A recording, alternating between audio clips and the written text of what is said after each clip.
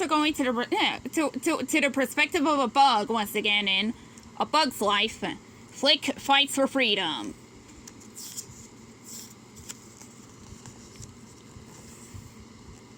Flik was headed for the city. He had promised the ants colony that he would find some big bugs to help them fight Hopper and his gang of grasshoppers. Every year the grasshoppers forced the ants to gather food for them. But this year, just before the grasshoppers arrived, Flik had knocked over the offering stone. And all of the grain had been lost. Now the grasshoppers were demanding double their usual order. Determined to stop the bullies, Flik hiked to the city edge of Ant Island.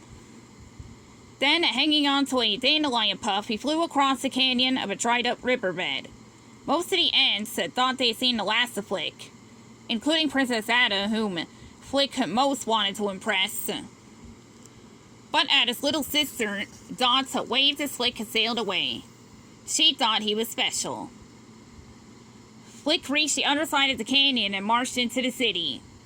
Bugs of all shapes and sizes crawled and flew around him. Flik knew he had come to the right place. He was sure to find some warrior bugs here. At a bug bar inside an old paint can, Flik noticed some rough-looking flies. He moved closer for a better look and saw a ladybug challenging them and using one of his friends, a walking stick, as a sword. Was there going to be a fight? Flik got pushed aside by other onlookers and couldn't see. Suddenly, the ladybug and his friends ran up the wall of the paint can. The whole bug bar rolled and crashed. The next thing Flik knew, the ladybug and his friends were standing on top of the flies, along with Francis the ladybug and Slim the walking stick. There was Rosie the spider, Dim the beetle, the pillbugs, Tuck and Roll,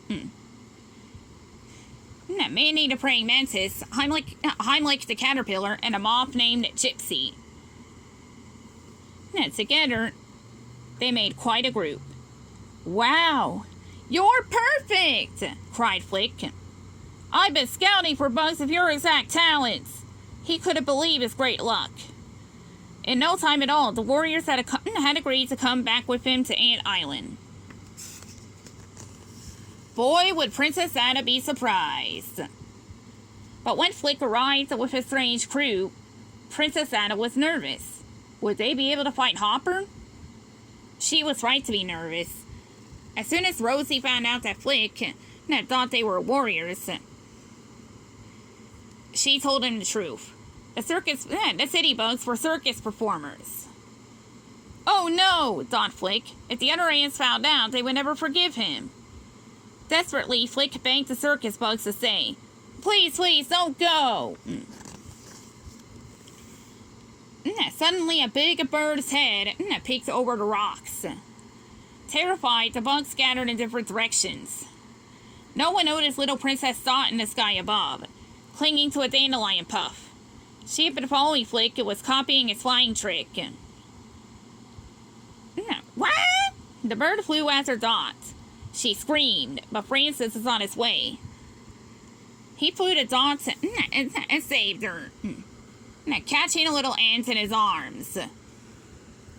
Then they both tumbled into the crack in the riverbed. Peck, peck. The bird tried to pull them out with her beak and knocked some stones into the crack.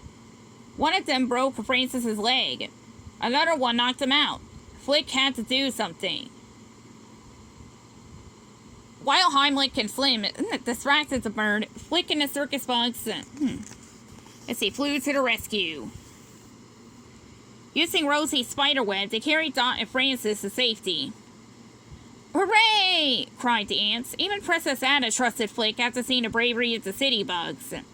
She helped organize the colony to work on Flik's big plan, to make a fake bird to scare Hopper away.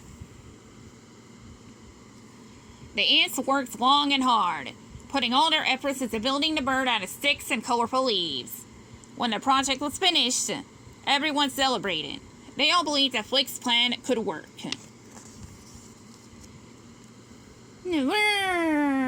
Suddenly, the frightening sound of approaching grasshoppers filled the air. When Hopper saw that there was no food waiting for them, He landed and angrily grabbed the queen. Not one ant sleeps until we get every scrap of food on this island, cried Hopper.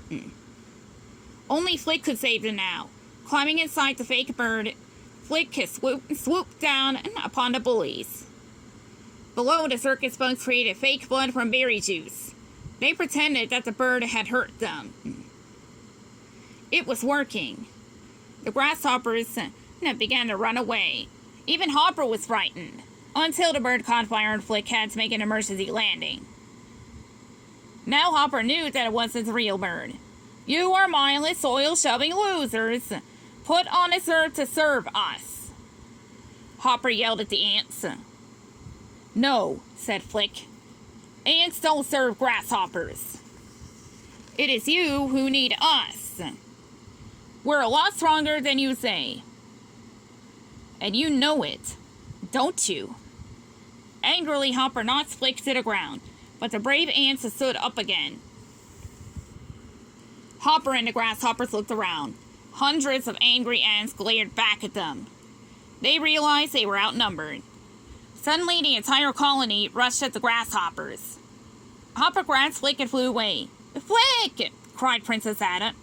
Giant raindrops began to fall. Quickly, Ada flew to help her friend, dodging the raindrops. At last, Ada caught up and grabbed Flik. Hopper chased him with fury as Flik and Ada led him straight to a bird's nest. Another one of your bird tricks? Hopper asked. He didn't know it was a real bird this time. With one last look of surprise, Hopper realized that the ants had led him to his doom.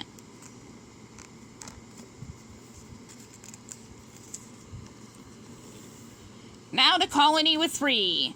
By banding together, they had chased the grasshoppers away. All the ants agreed that Flik was a big hero. The end.